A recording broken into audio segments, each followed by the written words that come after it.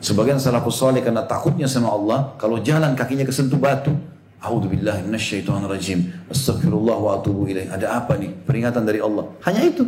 Ada suara pintu terdorong dengan angin keras, dia jadi takut.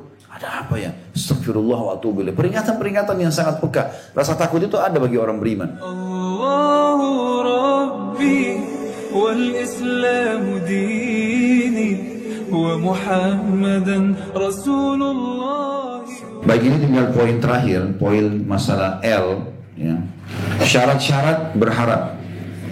Karena ini selesai ini, maka kita akan masuk ke bab kedua tentang dampak negatif maksiat dan dosa, ya. Kata beliau, termasuk perkara yang seharusnya diketahui yaitu jika seseorang mengharapkan sesuatu, maka ia harus memenuhi 3 syarat berikut ini. Kalau dia mau berharap, ya, dia mau berharap apapun sama Allah, harap disembuhkan penyakitnya, harap diberikan rezekinya, harap apalah segala macam. Kata beliau, termasuk perkara yang seharusnya diketahui yaitu jika seseorang mengharapkan sesuatu, maka ia harus memenuhi 3 syarat berikut ini. Yang pertama, rasa cinta terhadap apa yang diharapkan. Yang kedua, kekhawatiran tidak mendapat apa yang diharapkan. Dan yang ketiga, usaha untuk memperoleh apa yang diharapkan sesuai dengan kemampuan. Maka dari itu, harapan yang tidak disertai dengan salah satu dari ketiga syarat ini hanyalah akan menjadi angan-angan saja. Harapan dan angan-angan adalah 2 hal yang berbeda. Setiap orang yang berharap adalah orang yang khawatir, ya. Kalau dia betul-betul berharap, pasti dia khawatir. Ini saya dapat nggak ya? Maka itu akan memicu dia supaya tambah rajin. Andai kekhawatiran tersebut menimpa orang yang sedang berjalan, tentulah ia akan mempercepat jalannya disebabkan takut kehilangan sesuatu. Dalam Jami'ut Tirmidzi atau dalam Sahih Tirmidzi dari Abu Hurairah radhiyallahu anhu yang mengatakan bahwa Rasulullah SAW bersabda, "Man khafa adlaj, wa man adlaja balagal manzil. Ala inna sin'atallahi ghaliyah, ala inna sin'atallahi jannah." Siapa yang takut terlambat, niscaya ia akan berjalan semalam suntuk, dan barang siapa yang berjalan semalam suntuk, ia pasti akan sampai ke tempat tujuannya. Ingatlah, barang dagangan Allah itu mahal. Ingatlah, sungguhnya barang dagangan Allah itu adalah surga. Artinya, kalau teman-teman mau berharap betul masuk surga, mau berharap rahmatnya Allah, maka harus bekerja dan berusaha. Dan selalu diikuti antara 2 konsep, khauf dan roja.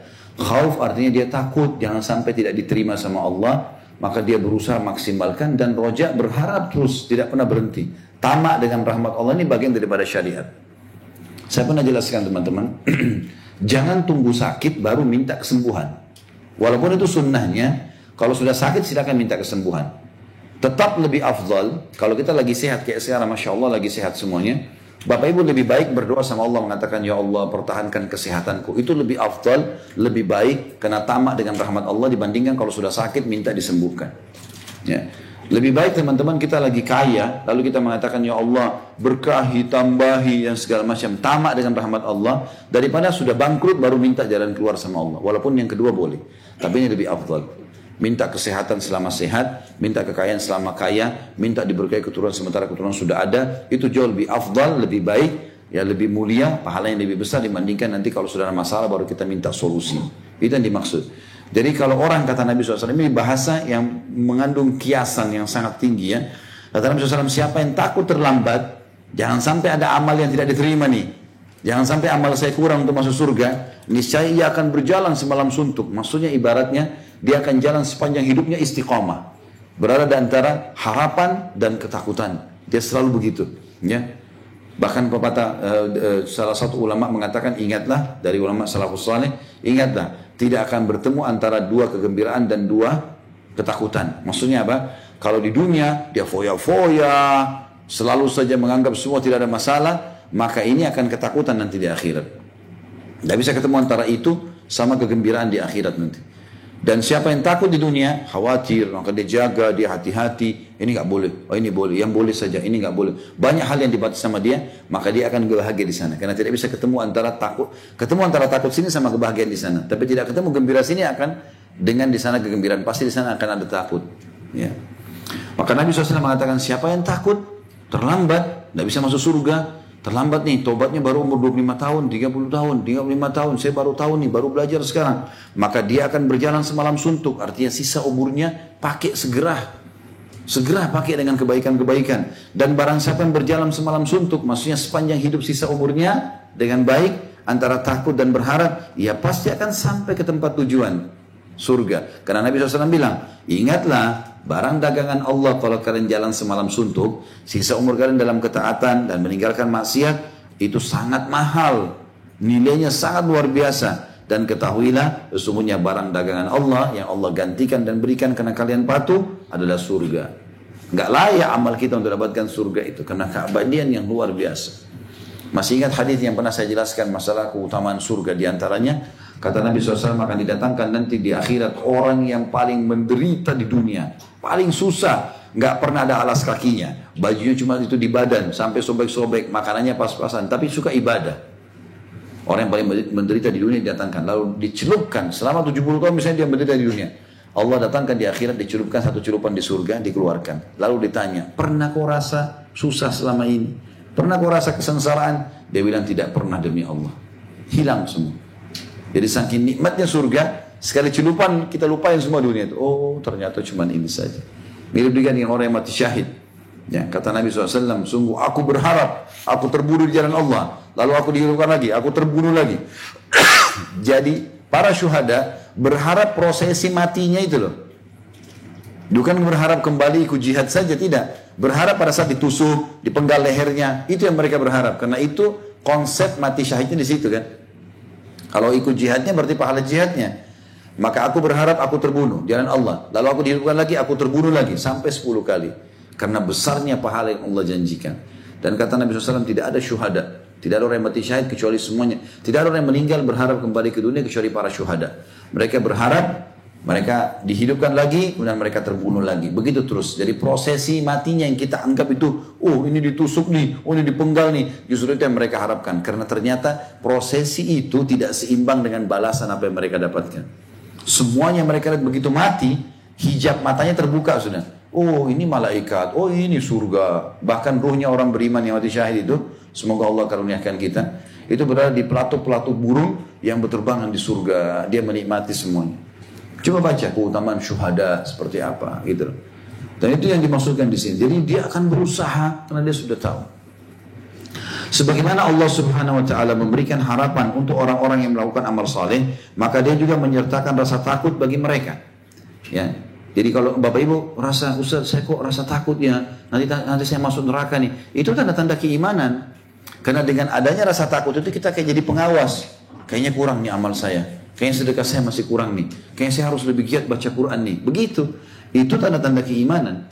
Dengan diimbangi tentu keinginan besar untuk beribadah. Karena khauf dan raja ini bagian daripada keimanan itu. Kata beliau, sebagaimana Allah SWT memberikan harapan untuk orang-orang yang melakukan amal saleh, dia ingin semangat mengerjakan amal saleh, maka dia juga menyertakan rasa takut bagi mereka. Takut, khawatir. Ya.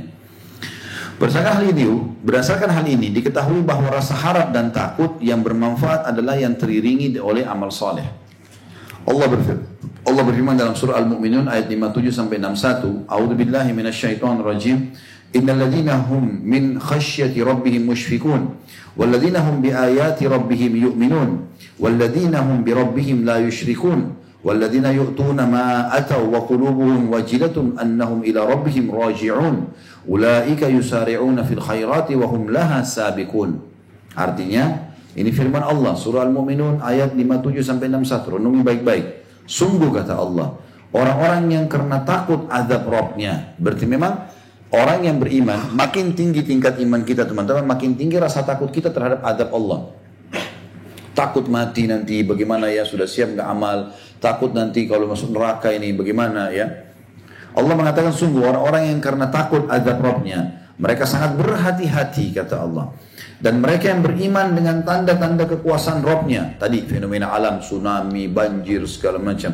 Dan mereka yang tidak mempersekutukan Rabbnya, mereka tidak minta-minta kepada selain Allah, batu, patung, jimat, segala macam. Dan mereka yang memberikan apa yang mereka berikan atau sedekah dengan hati yang penuh rasa takut, karena mereka tahu bahwa sungguhnya mereka akan kembali kepada Rabb mereka. Ada orang, para sahabat teman-teman khusus potongan ayat ini, kalau dia uang banyak di rumahnya, langsung gak bisa tidur, gelisah. Abdurrahman ibn Auf pernah begitu. Banyak uangnya, datang keuntungan sekian banyak. Dia gelisah, nggak bisa tidur. Istrinya tanya, kenapa? Ini keuntungan besar sekali di rumah ini. Bagaimana kalau kita meninggal malam ini? Pertanggung jawabannya bagaimana depan Allah? Kata istri, lalu bagaimana? Kita bagi-bagi. Ayo bagi-bagi. Semalam suntuk suami istri nggak tidur. Bungkus-bungkus, habis. Sampai subuh. Habis sholat subuh mereka lega. Alhamdulillah, amanah sudah selesai. Coba bayangkan kalau kita enggak. Tabung. Beli safety box. Pakai ini, simpan. Seakan-akan dia akan bawa ke kuburan. Padahal cuma kain kafan. Sedekah sebelum nyesal. Gitu loh. Sedekah itu harta yang kita bawa ke akhirat. Ingat Hasan Basri rahimahullah pada saat beliau sedekahkan banyak hartanya. Setiap hari sedekah. Dan sedekah ini memperbanyak harta. Dia sedekah. Lalu dia senyum pada saat lihat orang-orang itu sudah pergi, orang miskin. Lalu dia bilang sama murid-muridnya, lihat orang-orang ini sedang membawa amalku ketimbangan amalku tanpa diupah. Secara kasat mata mereka ambil duit. Tapi secara hakikatnya sebenarnya mereka sedang bawa ketimbangan amal. Tidak diupah apa-apa. Itu amal yang sebenarnya. Begitu para salafus salih memahami masalah uang harta yang mereka diberikan. Ini Allah bilang.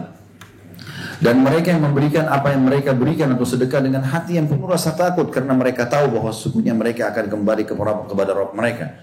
Maksudnya ini akan membantu nanti di akhirat nih. Sedekah ini harus segera saya keluarkan. Mereka itu bersegera dalam kebaikan-kebaikan. Dan mereka adalah orang-orang yang lebih dahulu memperolehnya. Maksudnya mereka kalau kena rasa takut itu muncul, maka mereka segera beramal soleh. Mau perkataan apapun orang ucapkan, tidak usah peduli. Yang penting saya selamat, gitu loh. Kita selamatkan diri kita, mulai dari kita. Dan insya Allah, kalau teman-teman memperbaiki diri sendiri, itu akan berefek pada orang lain, teman-teman. Kalau kita bukan praktisi, tidak ada manfaatnya. Kita sudah mulai pembenahan diri kita sendiri, maka akan baik dengan sendirinya. At-Tirmidzi meriwayatkan dalam jami'nya dari Aisyah radhiyallahu anha, ia berkata, aku bertanya kepada Rasulullah SAW mengenai ayat ini. Apakah mereka adalah orang-orang yang meminum khamar, berzina dan mencuri? Beliau menjawab, la ya bintas siddiq, walakinnahum alladhina yasumuna wa yusalluna wa yatasaddaqun wa yakhafuna alla tutaqabbala minhum ulaika yusari'una fil khairat. Aisyah berkata, ya Rasulullah, apakah yang dimaksud dengan ayat tadi Al-Mu'minun 57-61 itu? Adalah orang-orang yang tadinya minum khamar, berzina, mencuri, lalu kemudian mereka ketakutan dengan dosa mereka. Ya, kata Nabi SAW, bukan. Hai anaknya Siddiq, hai putrinya Siddiq, maksudnya Abu Bakar Siddiq. Tetapi mereka adalah orang-orang yang berpuasa, mengerjakan sholat dan bersedekah. Mereka takut semua amalan tersebut tidak diterima. Mereka adalah orang-orang yang bersegera dalam kebaikan. Jadi maksud dengan takut sini, bukan karena mau zina terus rasa takut. Itu bagian dari peringatan dari Allah SWT. Mau mencuri rasa takut. Bukan itu yang dimaksud dalam ayat ini. Tapi dimaksud adalah justru orang-orang yang sibuk dengan amal soleh, tapi pada saat itu hati mereka dipenuhi dengan takut. Jangan sampai nanti Allah nggak terima, sehingga mereka selalu menjaga, berusaha kualitasnya lebih dinaikkan terus seperti itulah. Hal serupa juga diriwayatkan dari hadis Abu Hurairah radhiyallahu anhu, bahwasanya Allah Subhanahu Wa Taala menyifati orang yang bahagia dengan perkataan baik dan disertai dengan rasa takut. Sedangkan dia menyifati orang-orang yang sengsara dengan perbuatan buruk dan disertai rasa aman. Contoh di situ ada footnote nomor 122.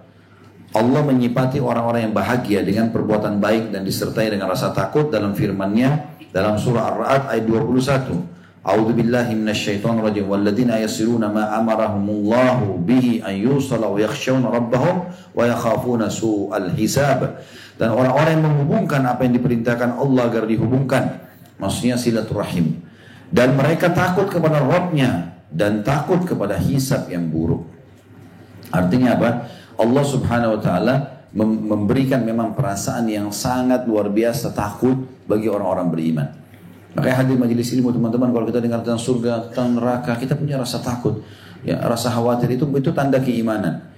Allah puji dalam surah Ar-Ra'd ayat 21, dan itu kebaikan, dipertahankan, ya. Karena itu akan menjadi barometer supaya kita jangan terjerumus dalam dosa dan sibuk terlalu menjaga kualitas ibadah kita. Sedangkan, masih kembali paragraf pertama, D-nya besar kata ganti Allah, menyipati orang-orang yang sengsara dengan perbuatan buruk yang disertai rasa aman. Ada orang yang justru ahli neraka, mereka itu maksiat dari zina ke zina, dari bohong ke bohong, dari ini, dan selalu merasa aman. Nggak apa-apa kok, nggak apa-apa, ya.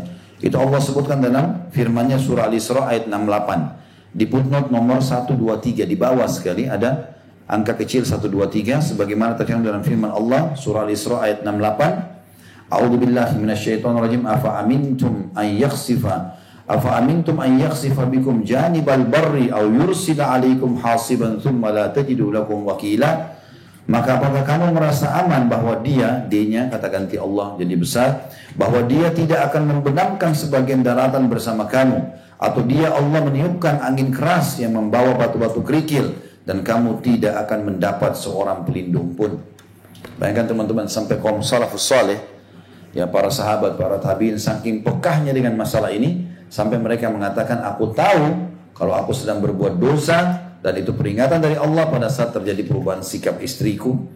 Pada saat terjadi ya, tungganganku berubah sikap. Dia mau naik kudanya berontak. Mau nyalain mobil kalau kita macet segala macam. Dan adanya tikus di rumahku. Coba jadikan sebagai pelajaran. Kapan ada orang bermuamalah buruk dengan kita teman-teman?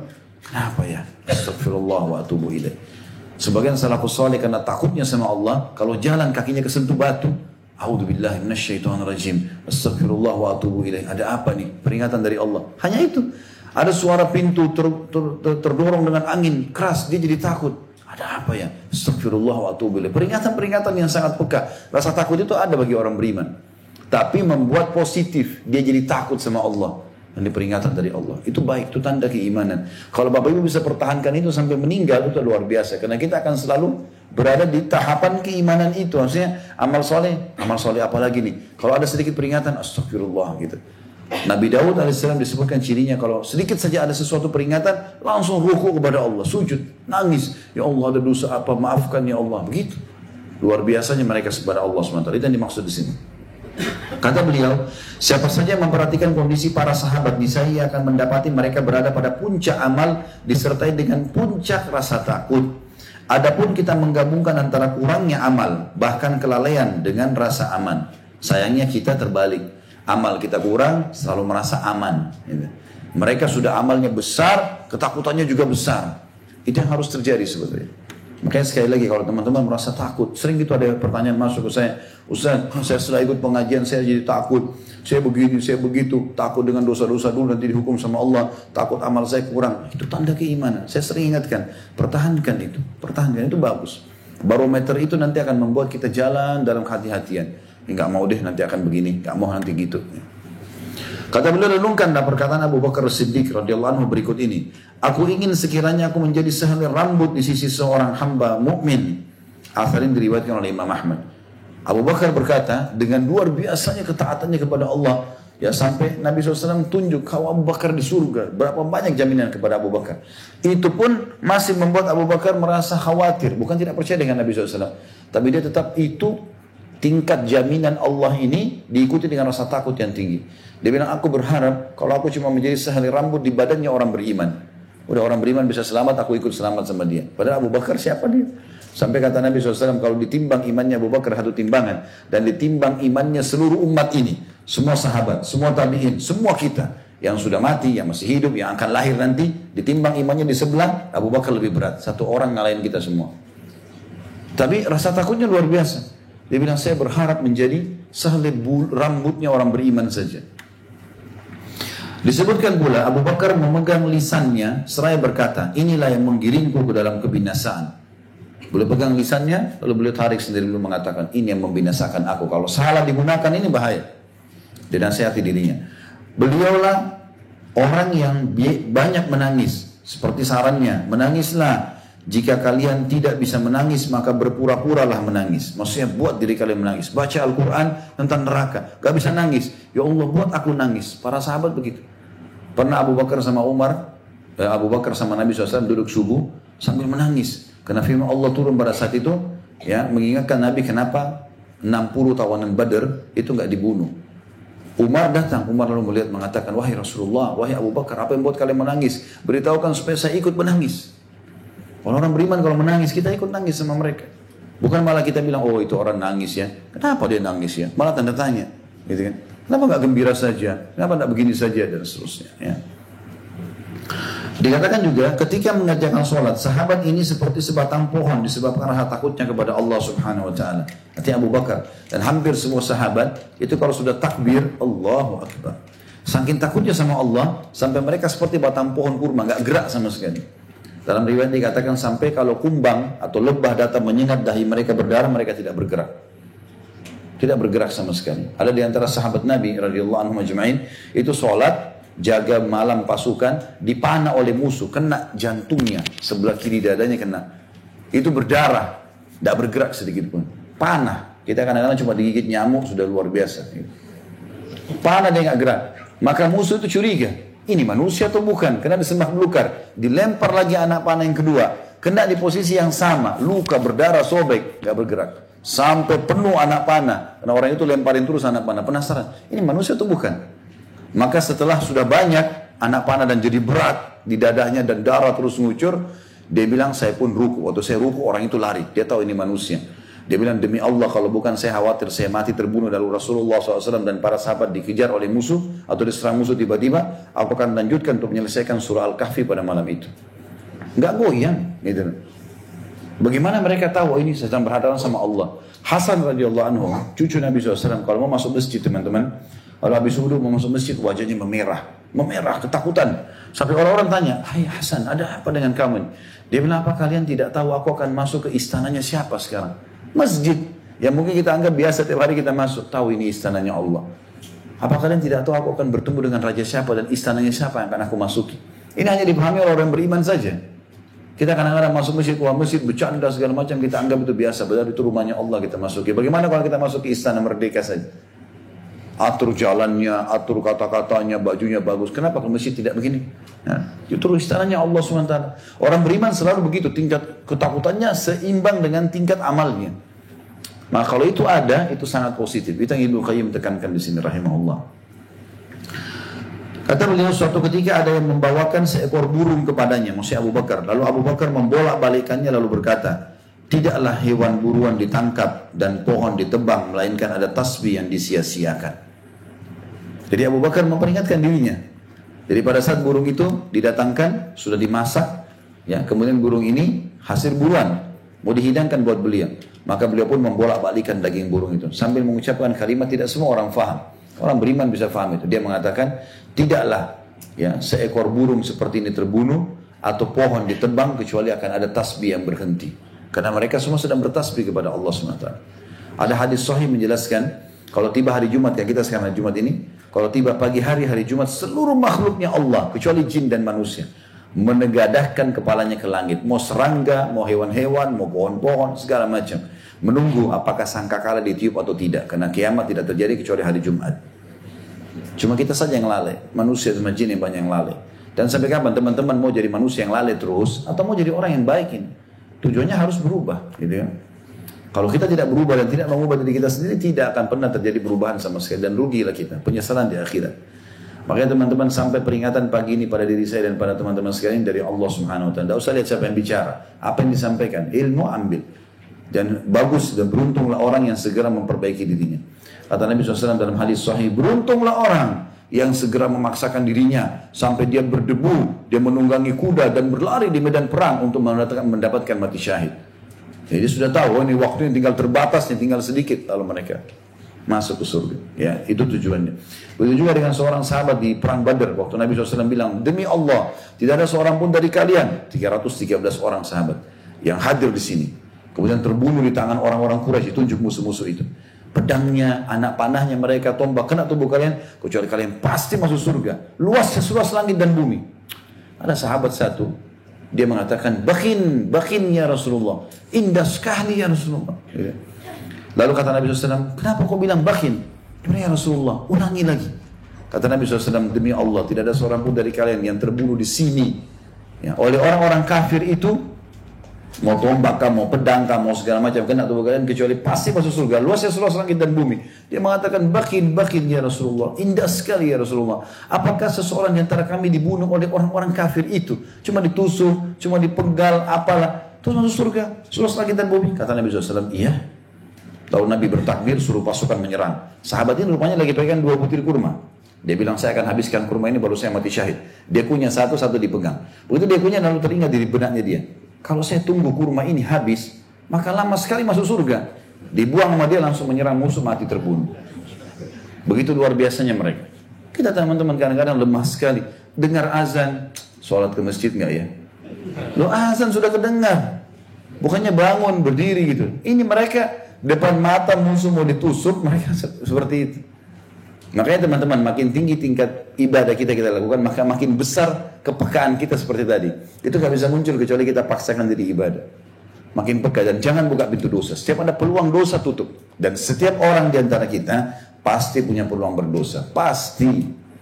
Siapa di antara kita yang selamat dari tawaran berzina, tawaran berbohong, tawaran menipu? Semua punya peluang. Depan mata bisa dilakukan. Tapi orang beruntung adalah justru dia kontrol. Enggak, ini enggak boleh, haram. Selesai. Maka kalau dia lakukan itu, rasa takutnya kepada Allah makin tinggi nanti. Makin terkontrol, makin terawasi. Ini semua yang tadi dibahas oleh Ibnu Qayyim rahimahullah. Masih kisah Abu Bakar dikatakan di halaman setelahnya, saat menghadapi maut, Abu Bakar radhiyallahu berkata kepada putrinya Aisyah radhiyallahu anha ummul mukminin, "Wahai putriku, sebagian harta kaum muslimin ada padaku, yaitu aba'ah atau mantel atau pakaian yang biasa dikenakan wanita Arab, bejana untuk memerah susu, dan budak ini bawalah segera ke Umar bin Khattab." Jadi maksudnya di sini sempat Abu Bakar karena sebagai raja waktu itu masih ada amanah ditaruh di rumahnya. Ada orang titipkan ini baju mantel, tolong disedekahkan hai Abu Bakar. Kemudian ada juga bejana yang dipakai untuk memerah susu, dan ada juga budak yang dititipkan, tolong sedekahkan. Abu Bakar baru terima. Abu Bakar khawatir mati, dan dia sudah tulis wasiat untuk Umar. Maka dia mengatakan, hai putriku, sedekah kasih ke Umar ini. Jangan ada tinggal di rumah semua amanah ini. Beliau juga menambahkan, demi Allah, aku lebih senang sekiranya aku menjadi pohon yang dimakan lalu ditebang. Artinya karena khawatir jangan sampai di akhirat ini selamat gak sih? Rasa takut ini positif. Selama dia mendongkrak kita untuk beribadah. Padahal Abu Bakar sudah dapat jaminan surga. Ya. Qatada berkata, telah sampai kepadaku perkataan Abu Bakar, aku senang sekiranya aku menjadi tanaman hijau yang dimakan binatang ternak. Lihatlah Umar bin Khattab saat membaca surah At-Tur. Sahabat ini menangis ketika sampai pada ayat Inna azab rabbika lawaqi'. Surah At-Tur ayat 7. Sungguh azab Rabbmu pasti terjadi. Bagi pelaku dosa pasti terjadi. Karena sangat kerasnya tangisan beliau sakit. Akhirnya para sahabat menjenguknya. Umar bin Khattab berkata kepada anaknya saat maut menjelang, celakalah kamu, letakkan pipiku di tanah. Ya. Mudah-mudahan Allah merahmatiku. Lantas beliau melanjutkan, celakalah ibuku jika Allah tidak mengampuniku. Beliau mengulanginya sebanyak 3 kali, baru kemudian meninggal dunia. Maksudnya Umar bin Khattab waktu sakit keras, beliau minta malah anaknya taruh pipiku ke tanah supaya menyadari kalau aku akan masuk ke tanah nih. Lalu dia mengatakan, andai saja rahmat Allah tidak datang kepadaku, maka rugilah aku. Jadi maksudnya menghisab dirinya sendiri, padahal Umar sudah dapat jaminan surga juga. Saat berzikir di malam hari, Umar pernah membaca ayat yang membuatnya takut sehingga ia tetap tinggal di rumahnya selama beberapa hari. Orang-orang pun menjenguknya karena menyangka ia sedang sakit. Di wajahnya pun terdapat 2 garis hitam akibat tangisan. Jadi Umar bin Khattab kalau kita lihat secara fisik itu di dekat matanya ada garis warna hitam karena seringnya air mata tetes di situ. Jadi hampir setiap hari nangis. Subhanallah, tangisan juga di jalan Allah ini tidak pernah terjadi teman-teman kecuali kalau iman kita sudah sampai pada level tertentu. Kalau enggak bisa. Kita berusaha cari jalan pun susah. Perbanyak istighfar, perbanyak amal soleh, lunak sendiri hati kita. Baca sedikit ayat, nangis. Ingat akhirat, nangis. Lihat kejadian fenomena alam, ada orang tabrakan. Ya Allah, bagaimana kalau saya yang tabrakan begitu? Allah kasih peringatan. Jadi lebih pekah. Itu hanya datang kalau tingkat ibadah kita bagus. Ibnu Abbas berkata, pernah berkata kepadanya, maksudnya kepada Umar bin Khattab, Allah membuka sejumlah kota, menaklukkan sejumlah negeri, serta melakukan sejumlah hal dengan perantaran. Maksudnya di zaman Umar bin Khattab luar biasa, setengah dunia dikuasai oleh umat Islam. Umar pun menjawab, aku senang sekiranya aku selamat tanpa membawa pahala ataupun dosa. Andai saja aku di akhirat nanti selamat tanpa dosa dan tidak ada juga pahala, sudah gembira. Apalagi kalau Allah kasih diterima semua itu amal. Artinya amal-amal yang mereka lakukan tidak membuat mereka sombong, tidak membuat mereka riya, tapi membuat mereka tambah takut. Kapan orang beramal kemudian dia riya, ini berarti sudah jelas tidak ada maksud untuk mendapatkan akhirat. Inilah Uthman bin Affan, contoh yang lain radhiyallahu anhu majma'in, yang jika berdiri di samping kuburan ia menangis hingga air matanya membasahi jenggotnya. Beliau mengatakan, sekiranya aku berada di antara surga dan neraka, sedang aku tidak tahu ke arah mana dari keduanya aku diperintahkan, sungguh aku akan memilih menjadi abu sebelum aku mengetahui mana yang akan ditetapkan untukku. Maksudnya karena takutnya kepada Allah, Sudah ada jaminan surga. Tapi kalau masih didirikan aku antara surga dan neraka dan aku tidak tahu di mana aku suruh, aku berharap jadi debu aja pada saat itu. Ini bahasa-bahasa kiasan para sahabat menunjukkan tentang ketakutan mereka. Ini juga Ali bin Abi Thalib radhiyallahu anhu, sahabat yang banyak menangis dan sangat takut kepada Allah. Ia sangat takut terhadap dua perkara, panjang angan-angan dan mengikuti hawa nafsu. Beliau menjelaskan, panjang angan-angan akan melalaikan akhirat, sedangkan mengikuti hawa nafsu akan mencegah dari kebenaran. Ingatlah, dunia telah berbalik pergi, maksudnya sudah mau habis umurnya dunia ini. Dan akhirat sedang datang menghadap. Masing-masing dari keduanya mempunyai anak, maka jadilah anak-anak akhirat. Jangan menjadi anak-anak dunia. Sesungguhnya hari ini adalah amal tanpa hisab, dan besok di akhirat adalah hisab tanpa amal. Ini semua nasihat-nasihat yang luar biasa ya. Jadi teman-teman sekalian, kita angan-angan atau target seorang muslim adalah surga. Kalau angan-angan cuma duniawi saja, selalu mau makan apa besok, makanan favorit, mau singgah di mana, mau ketemu siapa, urusan dunia semuanya, nggak ada urusan akhirat. Dari pikirannya nanti besok sholat saya harus lebih baik dari yang sebelumnya. Minggu lalu saya tidak puasa, Senin Kamis, sekarang saya akan puasa. Kemarin saya belum baca Quran, sekarang saya sudah baca Quran. Bukan program akhirat, tapi dunia aja terus. Maka ini kerugian bagi dia. Ali bin Abi Thalib mengatakan itu angan-angan yang panjang, kosong, dan akhirnya mengikuti hawa nafsu. Ya. Inilah Abu Darda radhiyallahu anhu, sahabat Nabi yang lain. Ia pernah berkata, sungguhnya yang paling aku takutkan pada hari kiamat adalah jika ditanyakan kepadaku, wahai Abu Darda, kamu seorang berilmu, lalu apa yang sudah kamu amalkan dari ilmumu? Beliau juga berkata, sekiranya kalian mengetahui apa yang akan kalian temui setelah kematian, tentulah kalian tidak makan makanan sesuai selera, tidak minum sesuai selera, dan tidak memasuki rumah untuk bernaung di dalamnya. Tapi kalian akan keluar ke daratan tinggi sambil memukul-mukul dada dan menangisi diri-diri kalian. Aku benar-benar amat ingin menjadi sebatang pohon yang dipotong kemudian dimakan. Maksudnya begitu luar biasanya akhirat nanti, hisabnya berat. Harusnya kita hati-hati. Kalau bukan karena takdir Allah aku menjadi manusia, ada hisabnya, maka aku berharap menjadi sebuah pohon ditebang, selesai, habis ceritanya. Di bagian bawah kedua mata Ibnu Abbas terdapat bekas semacam tali sendal yang usang disebabkan tetesan air mata, karena seringnya nangis maka kelopak matanya itu berwarna hitam. Abi Dzar radhiyallahu pernah berkata, alangkah baik seandainya aku adalah sebatang pohon yang ditebang. Aku ingin sekiranya aku tidak pernah diciptakan. Bukan memungkiri takdir Allah, tapi perkataan ini adalah rasa takut untuk menjadi motivasi bagi dirinya supaya lebih dekat kepada Allah Subhanahu wa taala. Ditawarkan kepadanya nafkah, namun dia berkata, kami telah memiliki kambing betina yang kami perah, keledai yang membawa kami, mantan budak yang melayani kami, dan kelebihan aba'ah atau pakaian yang biasa dipakai wanita Arab, sedang aku takut dihisab atas hal-hal tersebut. Jadi artinya Abu Darda mengatakan waktu mau dikasih banyak hadiah, dia mengatakan sebentar, ini semua saja di rumah ini, adanya ini baju, adanya makanan ini, adanya ini pelayan, ini sudah cukup dari hisab hari kiamat, jangan ditambah lagi. Jadi karena takutnya masalah akhirat. Tamim ad-Dari radhiyallahu anhu, sahabat Nabi yang lain, pernah membaca surah Al-Jathiyah pada suatu malam. Ketika sampai pada ayat dalam Al-Jathiyah ayat 21, A'udzu billahi minasyaitonir rajim, am hasibal ladzina ijtara'us sayyiati an naj'alahum kal ladzina amanu wa 'amilus shalihat. Al-ayah, apakah orang-orang yang melakukan kejahatan atau dosa mengira bahwa kami akan memperlakukan mereka seperti orang-orang beriman dan mengerjakan amal saleh? Maka ia mengulang-ulangi ayat tersebut dan menangis sampai subuh. Jadi karena dia katakan, ada orang sangka kadang-kadang, oh buat dosa nggak apa-apalah, toh sama juga makan sama-sama, tidur sama-sama. Padahal sebenarnya tidak. Allah mengatakan bahkan lanjutan ayat ini, sawa'an mahya wa mamatuhum. Apakah mereka mengira kami samakan dalam hidup dan mati mereka? Sama yahkumun, sungguh buruk apa yang mereka hakimi itu. Keliru, nggak akan sama teman-teman. Kita patuh, kita beriman, kita beramal selalu dikatakan sama dengan orang yang berbuat kedurhakaan, tidak mungkin. Allah SWT mengatakan itu. Abu Ubaidah bin Amir bin Jarrah radhiyallahu anhu majma'in berkata, aku ingin seandainya aku adalah domba jantan, lalu keluargaku menyembelihnya serta memakan daging dan menghirup kuahnya. Artinya selesai ceritaku. Gitu. Ini semua bahasa-bahasa kiasan karena takut ya. Uraian ini terlalu panjang untuk dipaparkan satu persatu karena banyak sekali bicara kisah tentang sahabat seperti ini. Al-Bukhari berkata dalam sahihnya, bab kaiful mu'minu min an yahbata amaluhu wa huwa la yash'ur. ketakutan seorang mukmin dari gugurnya amalnya sementara ia tidak menyadarinya. Imam Bukhari khususkan bab itu. Banyak hadis yang menyebutkan dan kisah-kisah para sahabat bagaimana mereka diikuti dengan rasa takut yang puncak, khawatir jangan sampai sudah 5 tahun pun beramal, nanti bisa muncul riyaknya, akhirnya hilang, akhirnya sia-sia gitu ya. Saya subhanallah ketemu dengan beberapa orang ya, diantaranya kemarin ada seseorang saya temui. Begitu saya ketemu, saya lihat dia terzalimi. Orang ini terzalimi.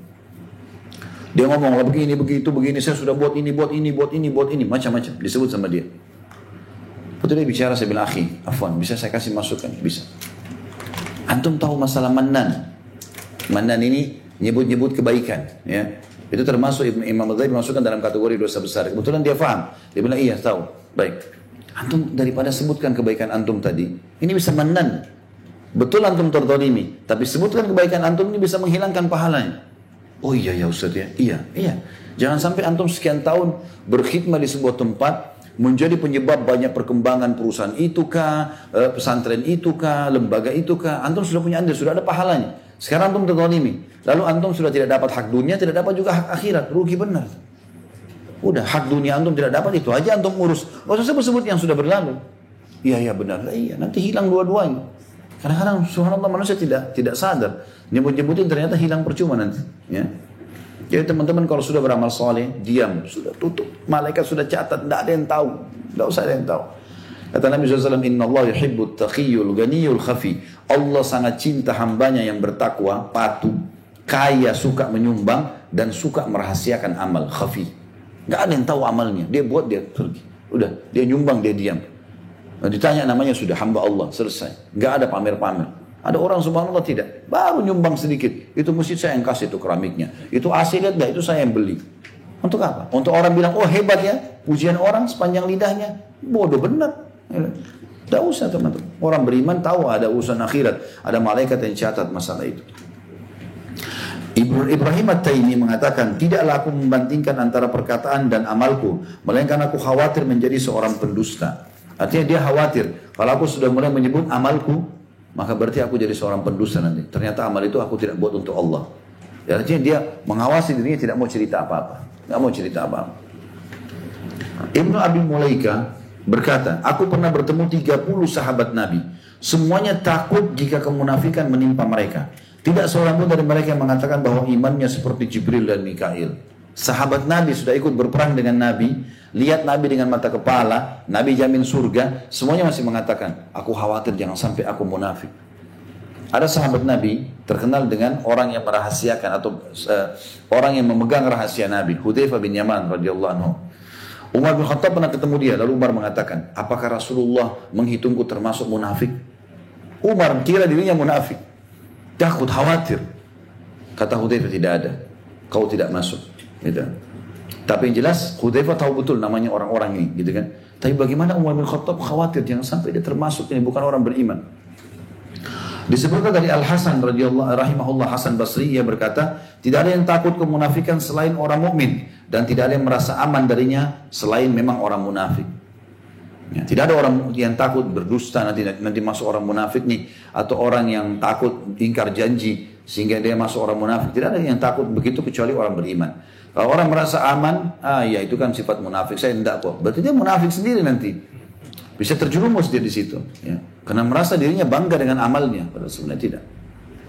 Umar bin Khattab radhiyallahu anhu menegaskan kepada Hudzaifah, aku bertanya kepadamu dengan nama Allah, apakah Rasulullah menyebut namaku dalam jajaran orang-orang munafik? Hudzaifah mengatakan tidak, dan aku tidak akan memberitahukan kepada seorang pun setelahnya. Jadi Nabi SAW kalau mau ceritakan, ini munafik, ini munafik, ini munafik, nama-nama disebutkan itu cuma Hudzaifah bin Yaman saja, yang lain tidak ada.